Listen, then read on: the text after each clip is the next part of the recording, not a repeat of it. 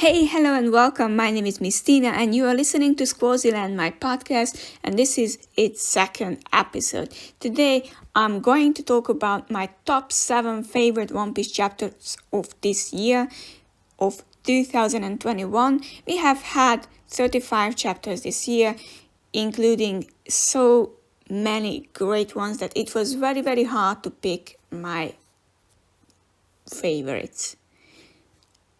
Actually, when I tried to make a top 10 list, I realized I have a top 7 list. When I tried to reduce it to 5, I still got 7. So I'm going to talk about 7 of the best chapters, according to myself, of course.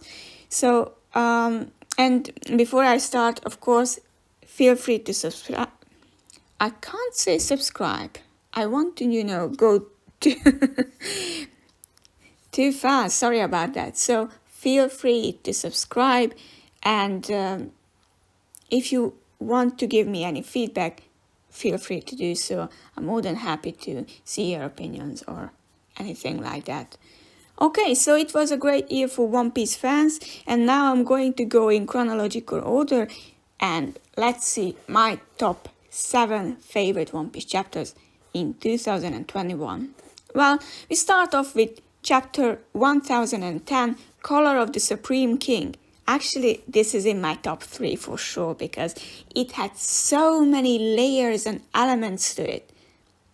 Law attacking Kaido, then Zorro attacking Kaido with that Ashura attack. Oh my god, it was so awesome.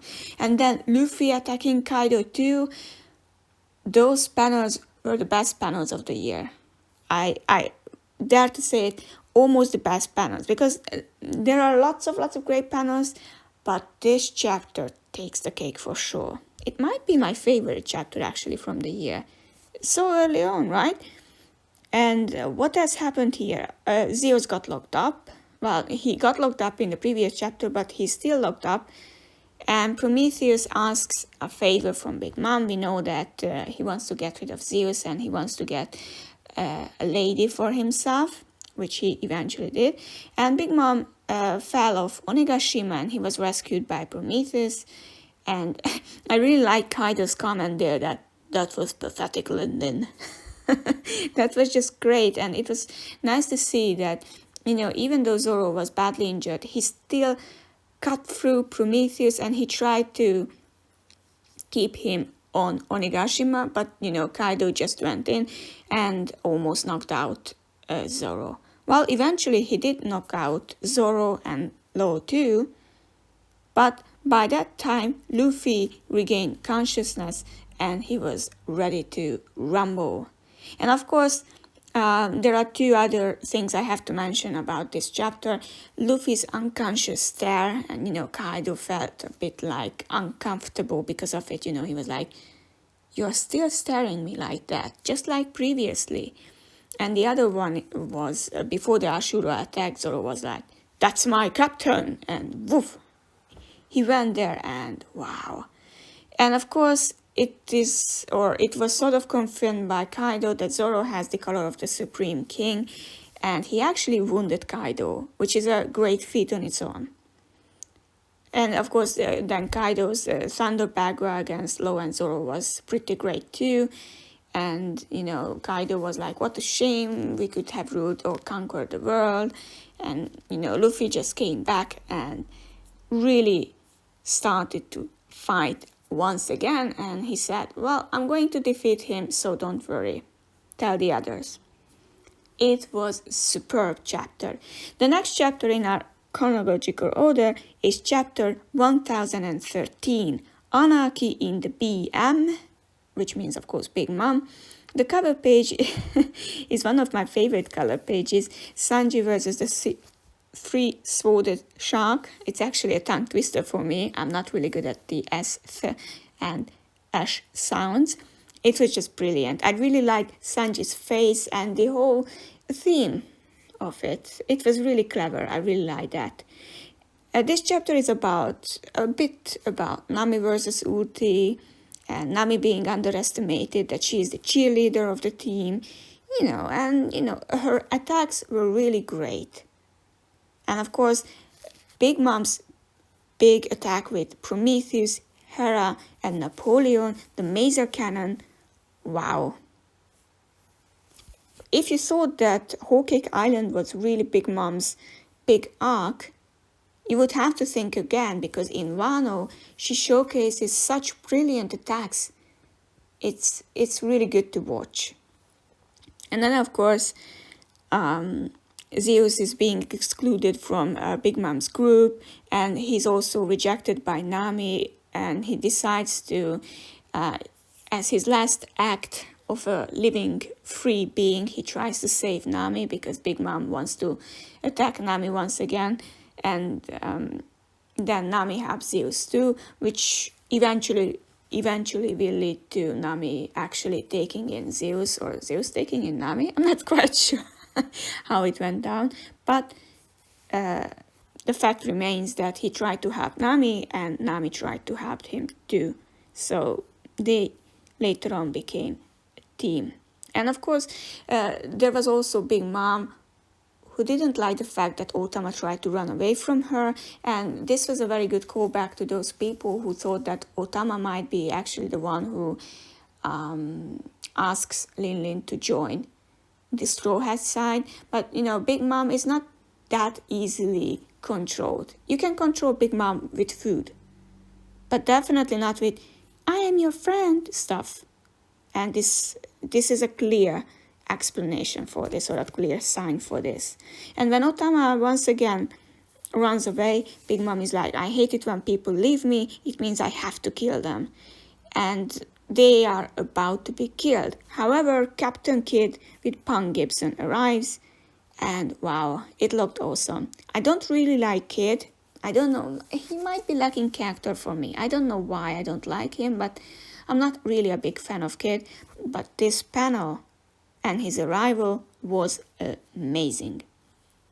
And then, of course, Kaido throws off Luffy, and he's actually kind of sad about it now that he didn't kill him beforehand. You know, he was like, "I was too excited about our fight, and now I have to throw you off. And, you know, the others will have hope because I haven't really killed you yet." It was a great chapter. That's all I have to say, really. The next one of my top 3 favorites once again, chapter 1021, Demonio. This chapter speaks for itself, really. The cover page, well, it is sad to see this on the cover page and not in the manga, you know what I mean? So it's not in the story, it's just on the cover page, which means that we won't get to see how Frankie ends up in a bar with Senor Pink, and yeah, it's a shame, but you know, it was nice to see nonetheless. And 2 big ladies are fighting in this chapter. It's a fan service chapter for sure. It's mainly a Robin fan service, but you know, you get to see Black Maria too quite a bit. And the fight is actually pretty cool. Finally, Robin got to showcase her abilities, and this time she showed something we haven't seen from her before. And this Demonio Fleur, wow. It was just wow. Amazing, amazing, amazing. And also we got a small little flashback, a Robin Koala flashback, where she was actually taught how to do Fishman Karate. And I cannot wait to see this in the manga. It will be really great, in my opinion. So I can't wait for that. And of course, Black Maria was really trashing Robin and Sanji for asking help, and Robin for being useless. And you know, she's just a, what did she call her? That weight, and she's helpless. And you know, when Robin comes back with the Demonio Fleur, wow. Now that was something superb for sure. And also, Brook had a very great panel where his final attack was shown. I think it was very well drawn. It looked really great. And finally, at the end of the chapter, Momo decides to become an adult, and he asks Shinobu to do that, which is in itself is a great thing. Let's move on. My next favorite is chapter 1014, nobody important.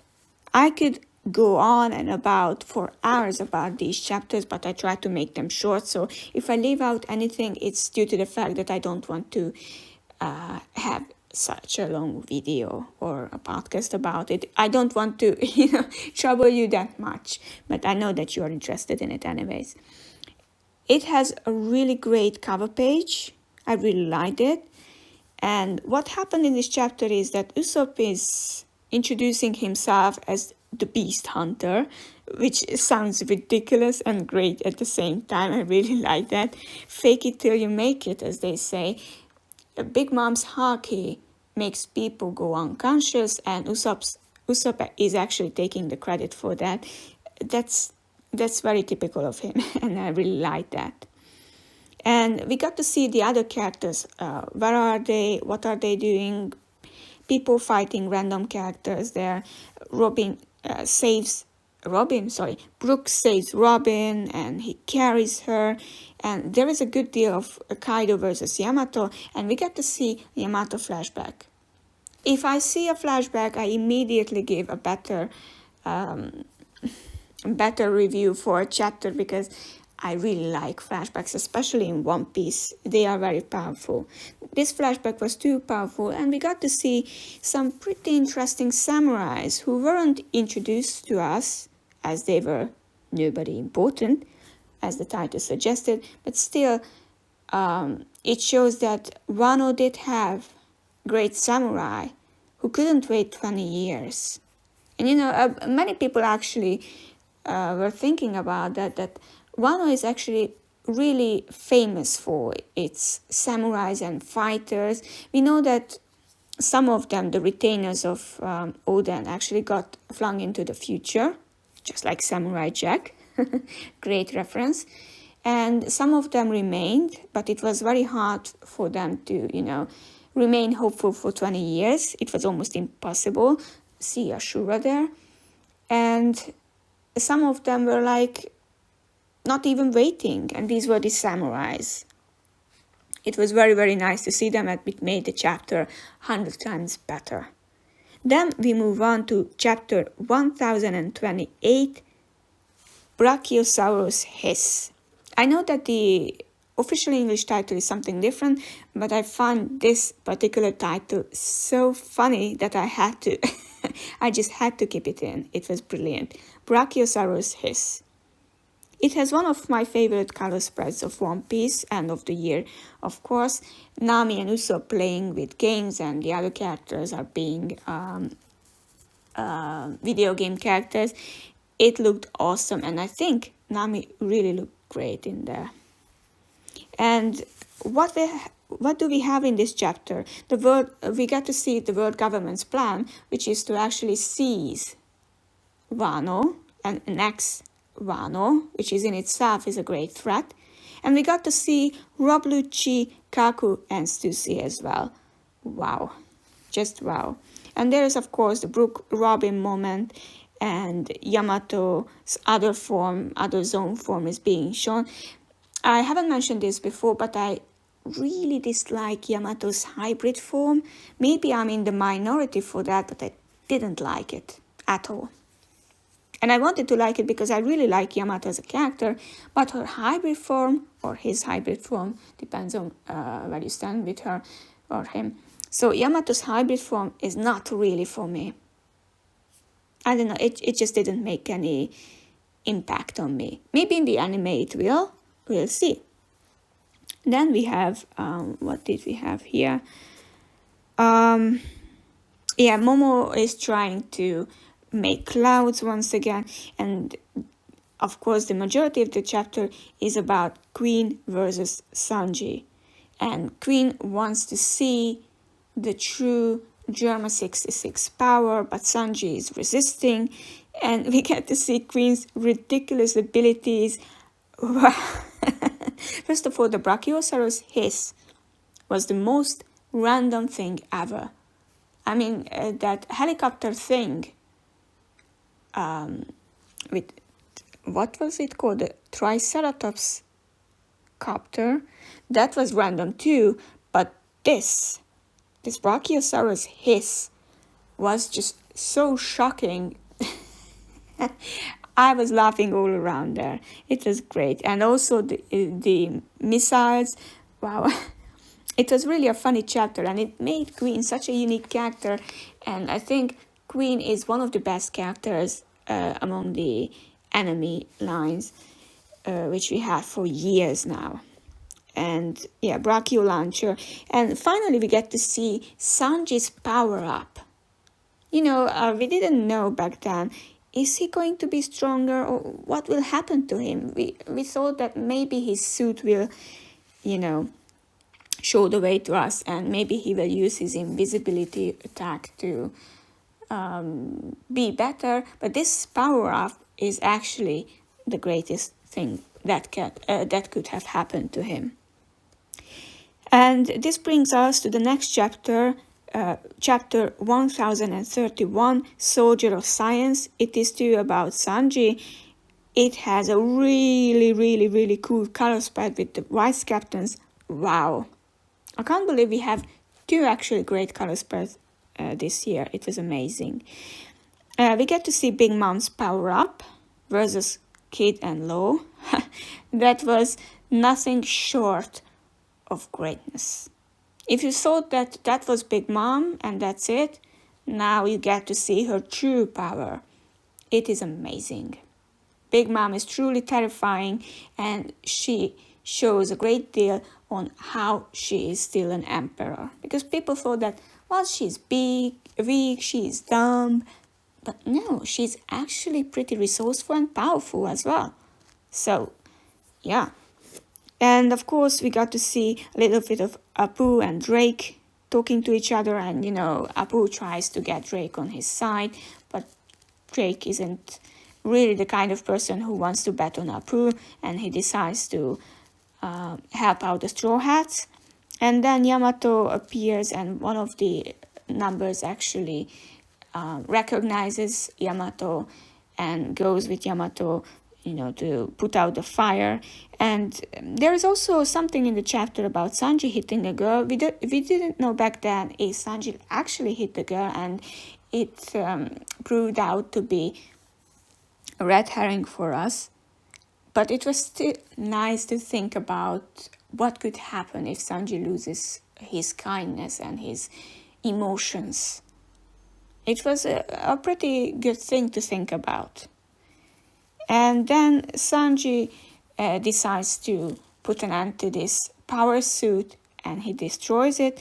And he calls Zorro that if he becomes a threat to the team, Zorro should be the one to put him down. Such a bromance moment. That was a great moment for both of them. And, Zorro was like, yeah, of course, I agree. But sorry, I have to fight this flying thing here. So could you not disturb me? And this brings us to the final part of it, chapter 1035. Last time I talked about it so much that I don't want to really repeat myself. Zorro versus King. This chapter was just simply great. It had a cover story. It had the ending of the Queen and Sanji fight. We got to see King's face. We got to see a flashback of King and Kaido, how they met and where they met on Punk Hazard. We got to see King's defeat and Zorro's great, superb attacks.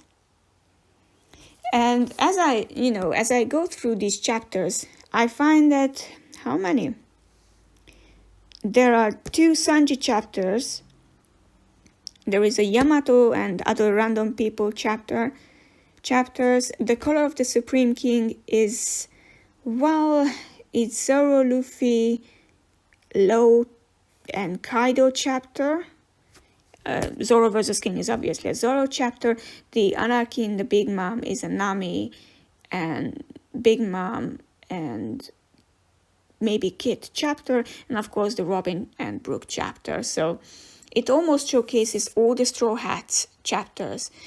Of course there are some runner-ups, there are some other good chapters, but One Piece has been really great this year, so I couldn't really pick neither a favorite nor runner-ups, because I would have 10 or even more runner-ups. Of course, there were chapters which I really didn't like. These were chapters, well, let me see. Which one was the one I didn't really like? Chapter 1004 was a bit of a letdown. Maybe that was it. Yeah, chapter 1004 didn't really hit me in the right spot, and chapter 1007, yeah. Oh, and chapter 1008 and 9 too. These were mediocre chapters, let's put it this way. But what came afterwards is just brilliant. And I figured that actually what I really liked about the One Piece chapters is that they were jam-packed with everything. As you could see in my top 7, there were chapters which had everything in them, like the Crow of the Supreme King. And some of them were focusing on just 1 or 2 characters, like the Zorro versus King, the Soldier of Science, the Brachiosaurus Hiss. So it really wasn't going all around the place. It was just focusing on a fight. But, it was nice to see Robin and Nami having their own fights. I know that Nami's fight wasn't really that satisfying because she didn't really defeat neither Big Mom nor Ulti by herself, but it was still nonetheless a good fight, visually and in other ways too, so I'm not really mad about that. Okay, what were your favorite One Piece chapters this year? What were your top 10? Or do you have a top 10 or top 3? Or just a top 7 like myself? Please let me know in the comments. And since it's the 24th of December, I wish you a very, very, very Merry Christmas, and hopefully we'll see each other on the 31st of December when I try to live react to chapter 1036. I'm not sure what's going to happen in that chapter. I'm sure that we will have something about Luffy and Kaido, but the majority of the chapter will focus on something else, maybe on Yamato, Momo, and the other stuffs which are still going around. Okay, thank you very much for listening. Have a wonderful Christmas and see you around next time. Bye bye.